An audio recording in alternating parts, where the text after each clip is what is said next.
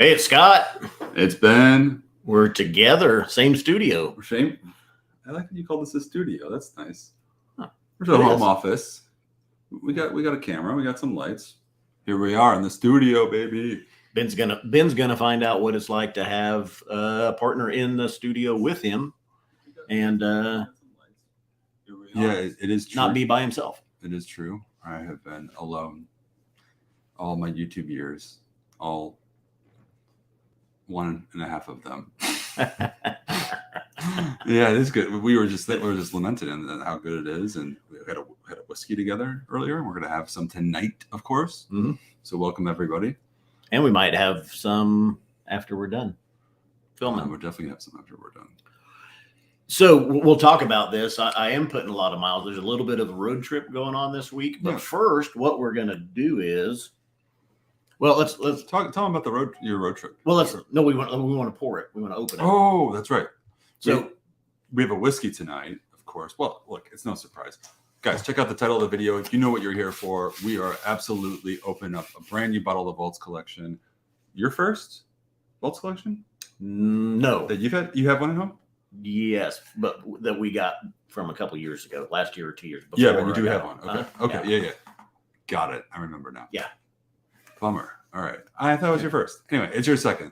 But we decided, because what we're doing is taste it tonight, we're going to open it real quick. We're going to show it. We're going to pour it, and we're going to give it a couple minutes. Then we're going to talk about it, and then we're going to drink it. We wanted to kind of unbox it on air, open it up for the first time, do the big reveal, and but we also wanted to get some air once we pour it. So we'll open it. We're going to pour it, and then we'll talk about the road trip this week, what's going on there, and hopefully 10, 15, 20 minutes pass, and then we'll come into the whiskey and let you know. 8 minutes. What we get? 8 minutes.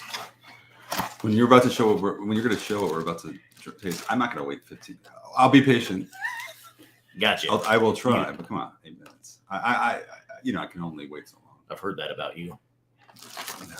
Record. All right. So anyway, first of all, welcome everybody. Thanks for joining us. Greg was first in the chat here, and he said it looks like a few of us are excited about the Vaults collection review tonight. I'm pretty stoked. Obviously, Scott's in the house. Adam Clary says, I got the last Vault 29, so I'll be sitting this one out, but excited to hear about it anyway. Okay, well, that's cool. The belt says 8 p.m. Nashville time. Yeah, we're a few minutes past that now. And well, we're an hour later than normal. We're 8 p.m. We're in Nashville, Tennessee, 8 p.m. this time, 9 o'clock Eastern time. Tom Lar says, ding dong, gotta get to go. You'll have to fly in with a glass. Kind of laborious, but anyway, Scott, what do we got going on tonight? Let's open up this bad boy and see. First of all, Cask. You can't forget these activated carbon deodorizers. These are key to the packaging. I'm not sure what that does though for whiskey. Okay. Cask 29.278 savory peat smoke. Ooh, maybe. I'll hand this off to Ben here. We were talking. His fingerprints on there. We were talking about, and I'll show the bottle here. So, 26 years old of age. Obviously, distillery 29 is a famous one from Islay. One we used to see quite a lot of, but lately, distillery who is now actually releasing casks to third parties, such as the Society. So we were just looking at this and really salivating over the fact that, one, this is a 26-year-old whiskey. And typically when a whiskey's matured for, we're talking over a quarter century, in the Scottish climate, the alcohol, the ABV will decline over the number of years. And so typically you would expect on average, when we see 26-year-old casks, we'll see around 45 to 48 to 49% would be a high strength for whiskey at that age. This one, if you can just see in the scrolling ticker, is 57% ABV. We are pretty pumped out. We were totally nerding out just on paper of the fact that this is going to have likely, I think, the depth and complexity of such an old whiskey, but still the punch of a younger, peated Islay malt. Of course, this is full-blown peated, but we have it here with the red label, which shows the dark red, which is the old and dignified profile. So typically if we see an Islay whiskey in that profile, you can expect the peat's probably be very faint, you know. Otherwise, if the profile is more peat forward, we would put that in one of our green label, you know, peated profiles, or the light green, which is the lightly peated. You want me to crack the seal? Yeah. So we're gonna crack this. We're gonna pour it, give it a few minutes. I didn't think about that with the flavor profile. Yeah. You could be correct. Let's see. I know a lot of you guys are anxious to see. For fellow society members, you're probably more familiar. If you're not new to it, if you're new to it, rather, we do have 12 flavor profiles, and so the way it works is our tasting panel tastes the whiskeys. Pretty much every week, chooses which one will be bottled. The profiles are based not on, you know, how it's made, but what is the actual flavor. So if it's like I said, if it's a peated malt, the barley could have been smoked with peat. But if it's not very strong on the palate, we're not going to put it in the peated profile. So, but that's only really ever in the case when you have something like old like this. Yeah. You know. So. Well. Wait, I thought we were going to just set it aside. Yeah, we are. Talk about I was going to give a quick nose in there. You can't pour a whiskey like this and just not smell it. So for 26 years out of a second-year barrel, I mean, it's got a nice color to it. We were just earlier, we poured a 20-year peated whiskey, and it was a lot lighter in color than that. But I have immediate impressions. But tell them what you're doing here. Why the hell you came all the way. So this week. I kind of had this in mind to do from when I first started with the SMWS, and New Year came and we said, let's get pen to paper on this deal and make it happen. But first stop on this, my week-long YouTube road trip tour is here in Nashville from Wichita, Kansas. I believe it's close. It was real close to 700-mile drive yesterday. Got here, planned to do the Vaults collection tonight, release with Ben in studio.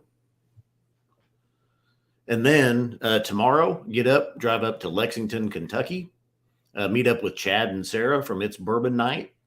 And I will be live on their channel tomorrow night at 8 p.m. Eastern, going through we've got 12 flavor profiles, but I want to kind of present Chad and Sarah with 4 or 5 of them and see which one suits a bourbon palate. That'll be interesting. Yeah. Because I have my own suspicions, but to get their perspective, who is probably obviously bourbon first. Mm-hmm. Yeah. Bourbon heavy. Right. Heavy. Yeah. That'll be interesting. So tonight is the only night this week we're going to be on the SMWS channel. So if you got the email earlier, each night is laid out where I'm going to be at and whose channel we're going to be on. So tomorrow, Tuesday, is Lexington, Kentucky with Chad and Sarah. Wednesday, I'm going up to Columbus, Ohio to meet with Jason from the Mash and Drum. We're going live on his channel on Wednesday night, and we'll take a look at our newest blended release that's coming out, and also some sherry scotches. Thursday morning, get up and drive to Midland, Michigan, meet up with Dan and Sean, the Bourbon Junkies, and go live on their channel, the BJs. Go live on their channel. 8 p.m. Everything is going to be 8 p.m. Eastern this week. So Thursday night, Midland, Michigan, Bourbon Junkies. We'll take a look at some peated whiskeys. Start to head back south. End up on Friday in Indianapolis, Indiana, with the Scotch 4 Dummies. Live on their channel, 8 p.m. Eastern, and I'll set them up with a little bit of a blind tasting. Yeah. See if they do as good as they did last time. Make them suffer, please.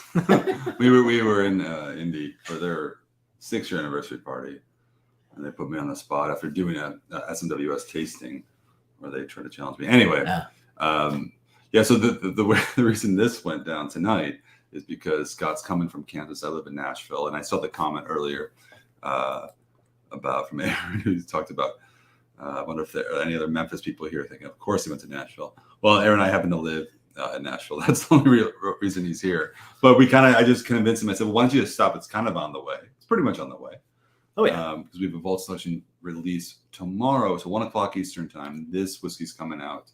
And so, yeah, I think it was just a win-win to be able to stop here, kick off your road trip, obviously with an amazing whiskey. I've been, just for the record, you're nosing that. I've had a different whiskey here before we went live.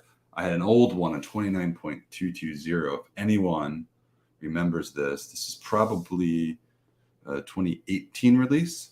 And just as we were getting set up for the stream, I wanted to pour this to just, obviously this bottle's been open a while, but just kind of prepare for the evolution. So that when we taste this 26-year-old here coming out tomorrow, I would just have some frame of reference. Yeah. I'm really trying to convince you that there was a legitimate reason for just drinking more whiskey before our stream. That's, there's always a legitimate reason to drink whiskey. So we were just talking about saying hi from Columbus, Ohio. We were just talking about Columbus, and obviously you'll be up in Ohio, not in Columbus-ish per se, but hello to everybody from Columbus. And and I agree this comment here I saw from Greg, that's a lot of morning after driving Godspeed. Well, there's a lot. I just loaded the coffee machine, fresh coffee downstairs. And I'm excited. So I'm going to set this whiskey aside. Well, so yesterday was close to an 11-hour drive. And then Saturday, after I finish up in Indianapolis, is a 10, 11-hour drive back home. Every other day in there this week is only about a 3 to 4 hour drive. So not too bad. Yeah. And I don't necessarily have to be up on the road at like 6 in the morning. Thank God.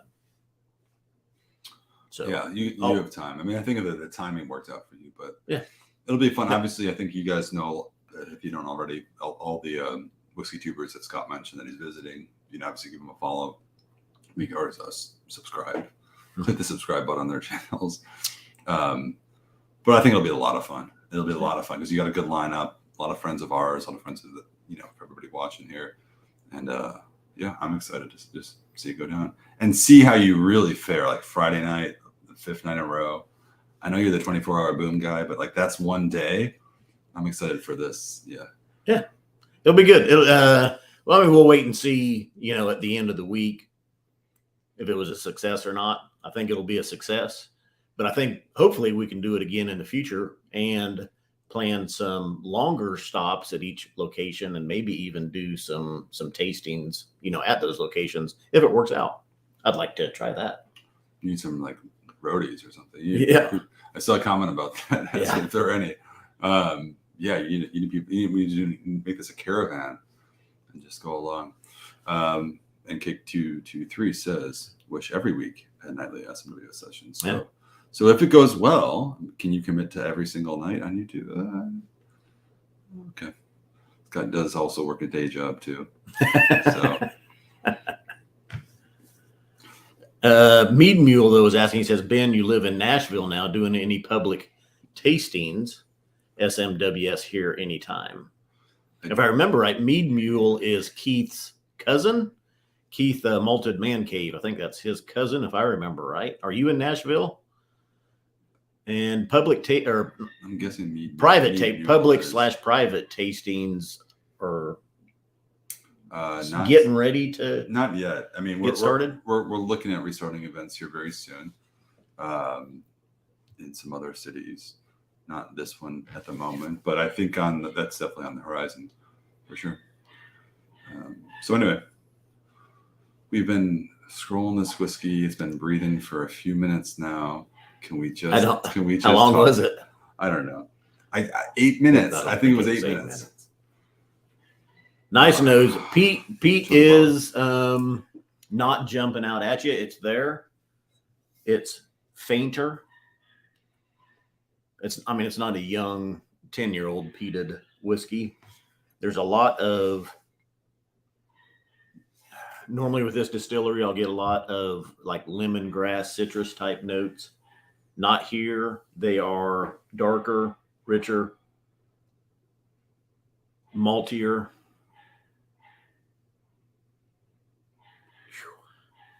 What's amazing is that I fully agree. I think we all agree. The tasting panel agrees because they put it in this old and dignified profile. But the peat influence, or the presence of the peat, is very, very minimal. Mm-hmm. But the spirit, just the first time he knows it, it's unmistakable from which distillery this spirit was created. It's distillery 29, as we call it. We don't reveal the names of distilleries.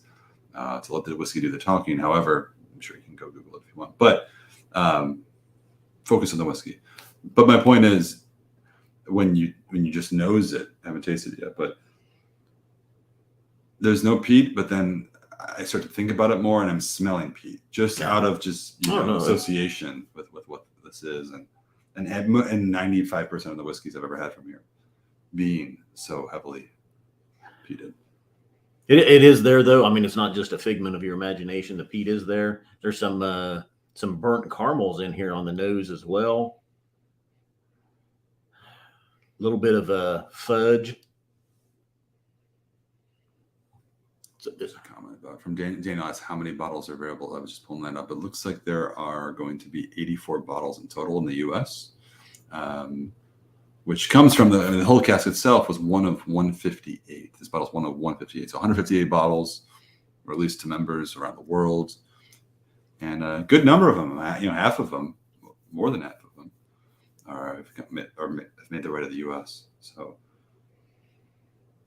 obviously, for a, I was going to say for whiskey, it's obviously, I mean, we're both members of whiskey buyers. Big price tag, but big whiskey. For Vault's collection release from SMWS, I think it's actually price point is at the lower end, but really, I think the reason we do this Vault's collection is to just showcase whiskeys that will blow you away. And I think everyone we've had, we're like, wow, that's just absolutely killer. I know for me as a member, even before I was working for the team, that we didn't have the Vaults collection at the time back then, but for some of the bigger whiskeys, man, there's just nothing. If you can get an amazing experience, sometimes it's like I'll let the bottle ride for years if I have to. Maybe shorter for you. I'm going on and on because, damn. Try and just let it open up a little bit. All right. I'm not waiting any longer. You beat me. Scott, cheers.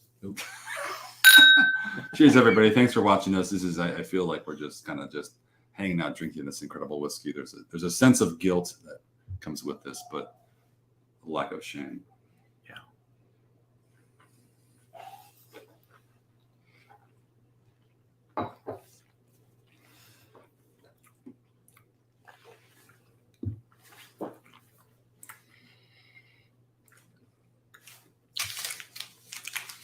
Woo! Boy, the ABV on that does not palate like a 26-year.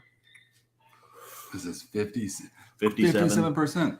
Oh, do you get that? There's a smoked toffee apples. Mm. The peat smoke isn't screaming. You don't add that cracked sea salt. I'm trying to think of like other notes. Burnt seaweed. It's not very vegetal, but there's like a smoked toffee apple. Mm-hmm. There's like a dessert component to it right away. But you would think it was from like an old sherry cask, but this is pure American oak. This is the spirit really coming through here. Oh. Peat still coming through. It's there. It's not on the forefront though. Those other sweeter notes are in there. Palate. I mean, peat on the finish comes through.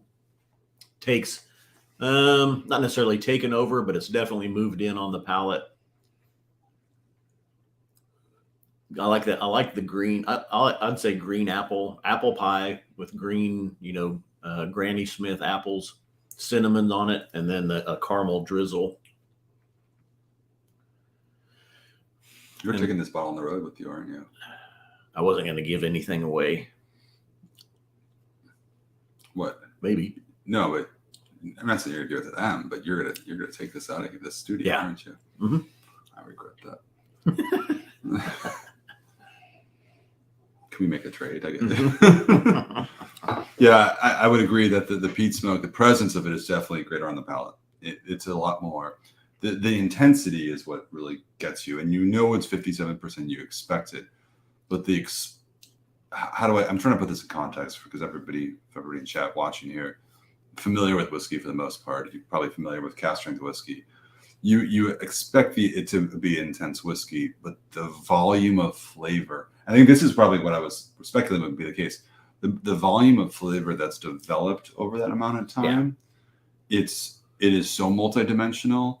So it's really just like turning up the knob, dialing it to 11. You know, it's a lot of flavor, but just louder, if that makes sense. You know what I mean? Yeah. Yeah. The age, the 26 years, definitely playing a part here. That second fill, ex-bourbon barrel.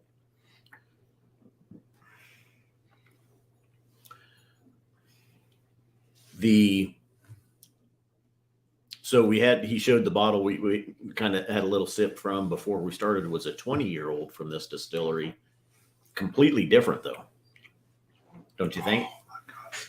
So This is definitely the 26 years here. The influence from the cask has definitely taken over this spirit, in my opinion.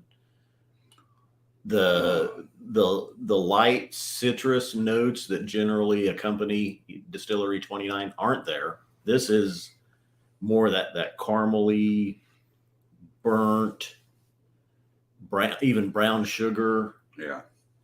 cinnamons, apple pie from a wood-fired grill, wood-fired oven. Yes, baked apple pie in a wood-fired pizza oven. How's that? Charred a little bit. You know, your pizza pies get those little black burn spots on them from the wood-fired pizza. Yeah, I've had one. Yeah. Don't stop. I mean, keep going. but it's interesting, as I would agree, because the smoke, the type of smoke that's coming from this whiskey that's for me what's very different. Like you said, the wood-fired pizza oven from a wood fire, you know, not from a burning block of earth cut just off of the Atlantic Ocean, which is a mouthful of salinity and iodine and brine, seaweed, you know, all of those things. But it's not. Oh, man, we're really going deep here. It's not like a peated mainland whiskey. It's definitely a coastal whiskey. It is definitely of Distillery 29. Like you can't mistake that. It's so rich. It's just such an enigma. And for this, I actually think it's one of the most memorable whiskeys I've had from that distillery. Nice. And definitely of the last 12 months. Hand me your water pitcher, if you would. Okay. Yeah. Add a little drop of water. So there's some questions. There's questions here about, is it better than this, better than that? I want to catch up. But I saw Evan Belt commented about smoked and salted toffee apples was an amazing release. Man, that was 2018.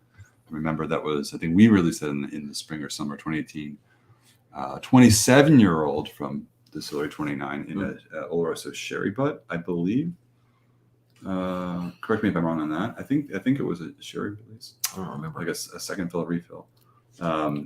That was absolutely amazing. And it's interesting that this whiskey, being an American oak, has retained like a lot of the similar characteristics, which goes to show you that a lot of that had very little cask influence for what it was. And so much of this comes from that Islay peated spirit that's just really evolved and been sort of tamed over 26 years. I was going to highlight Lana Sutton. It's my dream to own a few from the Vaults collection. No time like the present to get started. Just saying. You know, this is a good one though.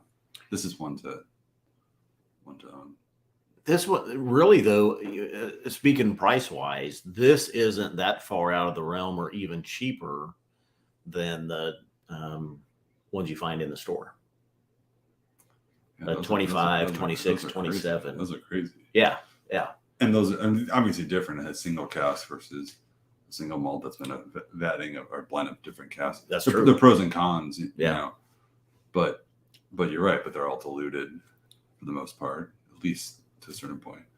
So yeah, I always feel it's funny when we do these streams. I always feel weird talking about price, but I can't hide the fact that I'm also a whiskey buyer, you know, and a member. So that's how I think of whiskey. I evaluate. I like value. I was attracted to the society because I felt for what you get, there's value, you know, that was important to me. So GCAP is saying Amy's praying this will be a lotto drawing bottle, so I won't have a chance. Oh, well, I guess prayers work some of the times, but not this time because this is actually not a lottery drawing. Nope. This is going to be dropping at 1:00 Eastern tomorrow. First come, first serve. Yeah. We old school. Old school. We do a lot of the lottery. I think Brianna said not another lottery drawn. I don't know. I'm just making that up. People have opinions. No, we try to do the lotteries, but this one's not. So I want to pull this one here. There's a few here. Alexander says 20.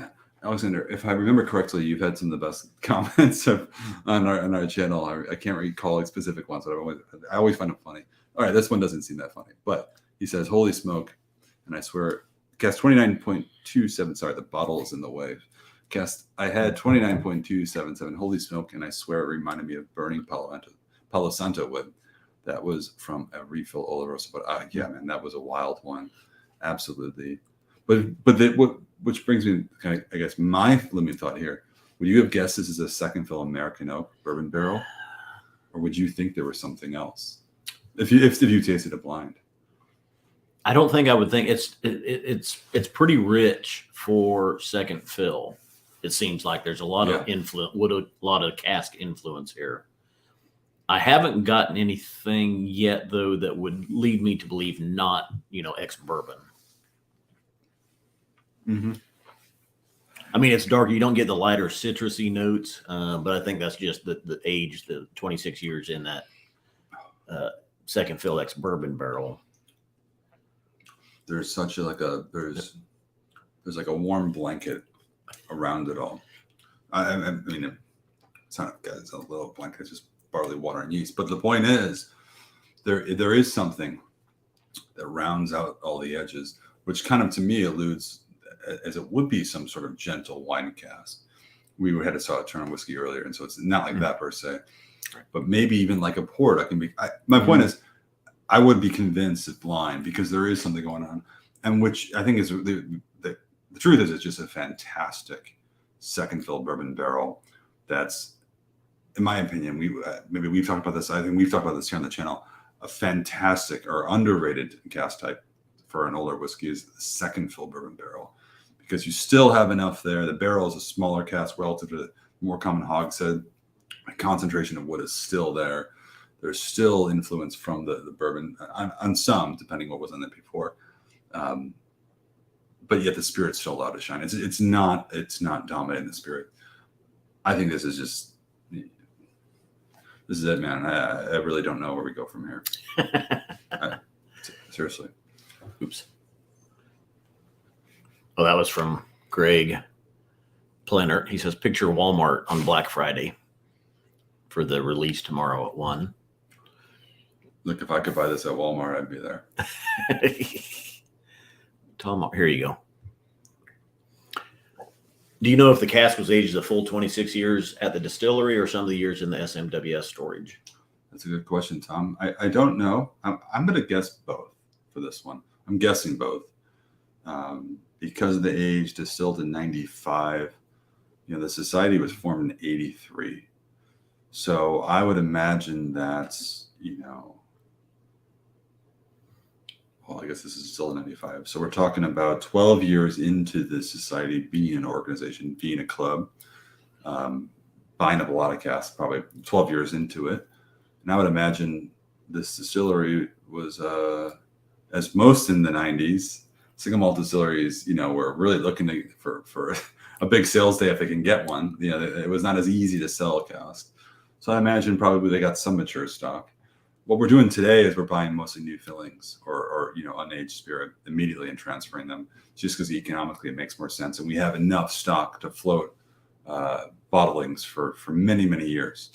So it's just more economical to buy young. But back then, it was a different game. And so I would imagine this spent some time at the distillery. Probably could have been bottled as a younger whiskey, and then was taken in. But I can tell you, I've put a drop of water in mine, and the finish on this is so long. yeah, I mean, it's literally you just keep tasting it. It's soaked into your gums and everywhere. I have to give a shout out real quick to KLG223. That's Kim. She's my handler.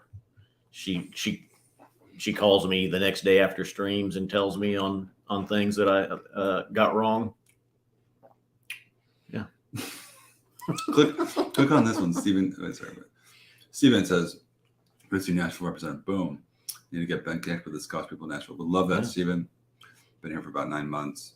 I know a lot of bourbon drinkers in town, but would love to meet some Scotch drinkers here." Then we did a live stream with I think it was Distillery 48, and I said I was like, I haven't had a 48 before, and she happened to call in an order the next day, and she goes, "You had a 48?" And I go, "No, I haven't." She goes, "Oh yeah, it was." She named it what the name of it was like last month. I was like, "You got me. You bested me in combat." Is that the first time that's happened to you? Well, how was it? How did it feel to be bested?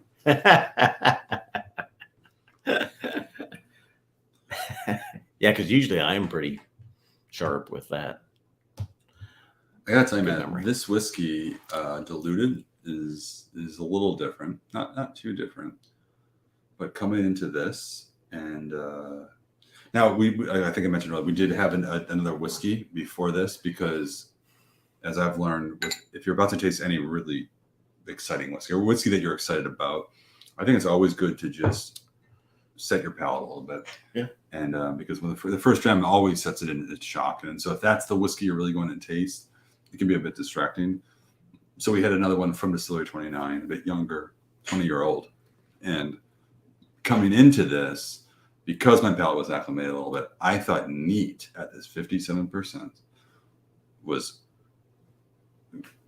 dangerously smooth and approachable. I hate the word smooth, but dangerously approachable and really spot on for what it was, you know. So I would go neat on this one, but what do you think? So yeah, compared to the 20-year that we had, this one is head and shoulders better. So much more depth to it, so much richer. 57% was good. It was a little too hot for me, a little too compressed. I think it opened up. It got a little bit better, and that finish even got a little bit longer with a drop of water. I just added a second drop of water, so I kind of want to see where it's at there. Yeah. Look, some like it hot. Yeah.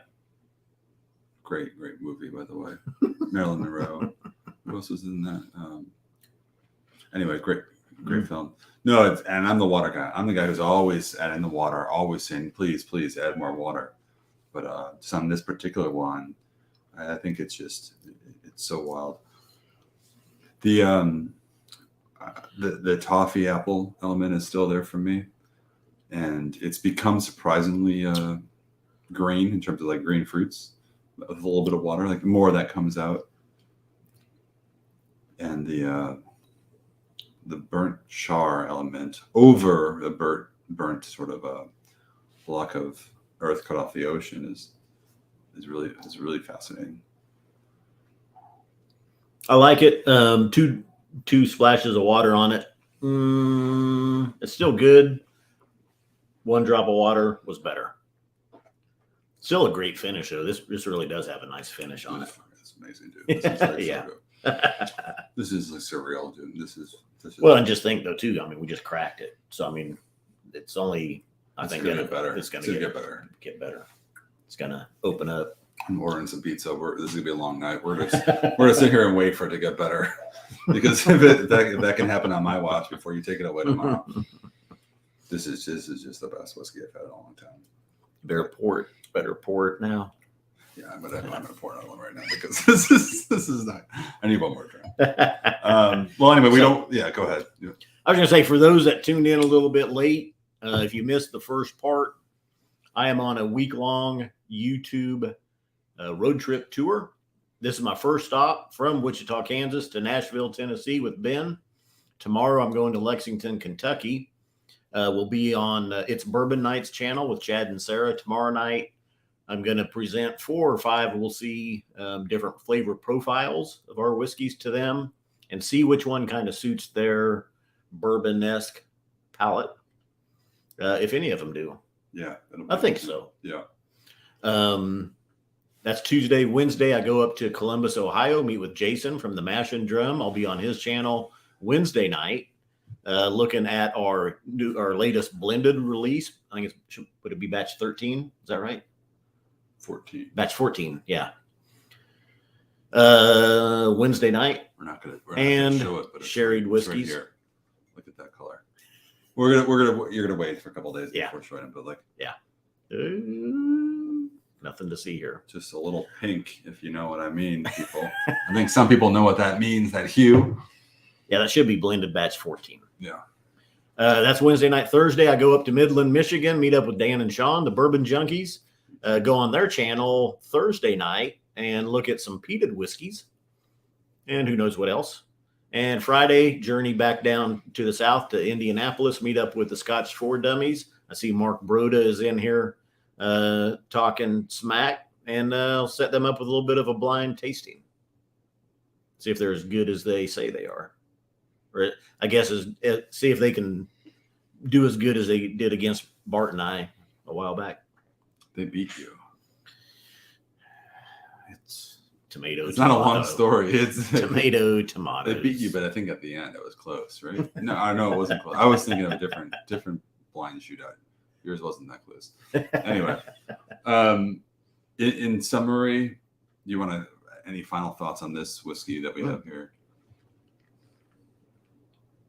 Nope, gorgeous, great palate, great finish, great notes here.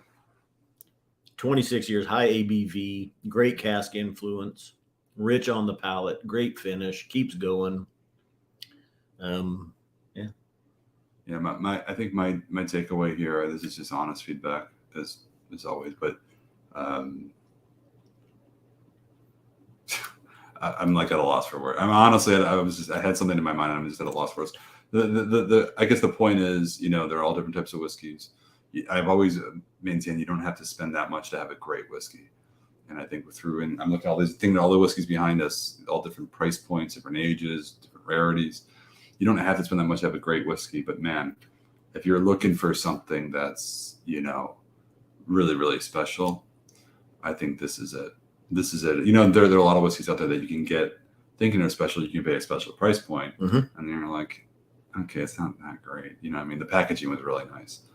This is the real deal, man. And I'm just proud that we get to share this and that we're obviously behind this. And I'm going to show up one more time, but yep, there it is. Savory peat smoke, very savory. This is it for me, man. I legitimately don't know where to go from here. So, well, a quick cheers to you and me sitting here in the same room, because years ago you were an Instagrammer.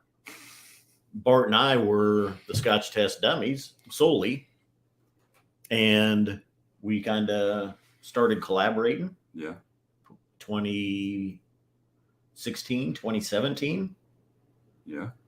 And it's led to us I think, sitting here working together and being in the same room and being able to enjoy this whiskey together. Yeah, it really is funny how life works out that way. And obviously the whiskey community, how close-knit it is as it's developed. It's always been there, but as it's developed in the last 5 or 6 years, it's been amazing. And obviously there's so many people here tonight, that many who we had a chance to meet in person, but many we hope to. And it's just a beautiful thing. That's why we do it. And so to share the dram in person, after it's been a great road, but I feel like it's just the start. Yeah. Next we'll do board games. Bart, miss you, buddy. He's not watching. Yeah, he's watching. He's watching. He texted me. He asked if I could take a spot. I said I don't really wear hats that often, but Joel Stovers asked, are there any talks of opening up an official members room here in the States? Well, there's lots of talks from a lot of people, and it's something we obviously are considering, and it's a long-term goal for us for sure. COVID really set back a lot of discussions about the possibility. There's a legality element. It's a bit complicated in the U.S. to do something like that, but it's something. So we obviously we want to do it by the book. So it's that's been sort of an obstacle to navigate, as is the location. We have members all over the U.S. and the footprint here is so large. So sorting that out. So yeah, I would say it's very, very likely to happen at some point, and I think that's the direction we want to take things. Just give it some time. So, or you can sum it up as you just got in the chat. I think so too, but we'll see. Oh, is that a different? No, that was two. I keep going to the wrong keypad here. Stephen Conrad comment as far as bourbon drinkers, which flavor profile will win them over. He thinks a heavily sherried, non-peated single malt for bourbon drinkers. I agree. Big. I think so. Yeah, I agree. I think I've seen some success there, and I've seen some failures as well. So it's hard to tell. Sometimes it's just it's the person. Sometimes a peated whiskey does it. Sometimes it's a sherried whiskey. Sometimes it's just an ex-bourbon cask. Yeah, we don't want to. Yeah, obviously you have a lot to talk about tomorrow, but yeah. I agree. It'll be interesting because, at least for me, when I taste things that are, other spirits that I get really into, the question, do I like them because they remind me of Scotch whiskey? Not really. Mm-hmm. I like them for other reasons. You know what I mean? I like the differentiation. Mm-hmm. But you'll find out tomorrow. Go ahead, check out It's Bourbon Night if you haven't already. So that's all we got. We gotta get you some rest. You got a long week ahead. And reminder, 1:00 Eastern time tomorrow. This whiskey's dropping. It's a first come, first served basis. So I would definitely recommend. I think it's probably going to be a hot one, considering there are 84 bottles in total, 83 in actuality, because there's this one here. So limited number for sure. I would probably recommend just if you're interested in this one, log in to your account. Make sure you're signed in. If you don't have your password, just go ahead and reset your password. Get logged in for 1:00 Eastern time tomorrow. So once it drops, boom, you can jump on it right away. There will be a special Valentine's Day event coming. Is that effective? That's effective right now. It's actually technically tomorrow morning, but we'll call it right now too, at 9:43 Eastern time this evening, because we're doing the stream. Basically, if you're not a member yet and you're interested in joining the Scotch Whiskey Society, if you do join now through Valentine's Day, which is a week from today, on the 14th, you get a $50 gift card for your first bottle. So membership starts at $99. We'd love to have you join. The club is, of course, but we'll send you a $50 gift card within one business day for your first bottle. So jump on it. Obviously, we're a little biased in that regard, but we'd love to obviously welcome more people. Yeah. So that's it. Yep. Cheers, Scott. Good to have you in the studio. As you the studio, my home. This is my home. The studio. And Greg said, I guess my wife needs a membership. Yeah. Yeah. There you go. Greg, good thinking. She probably does. Happy Valentine's Day, everybody. Scott, safe travels and Scotch it. Yep. Sláinte. Thanks to everybody tuned in. Stay tuned the rest of the week. Roadies.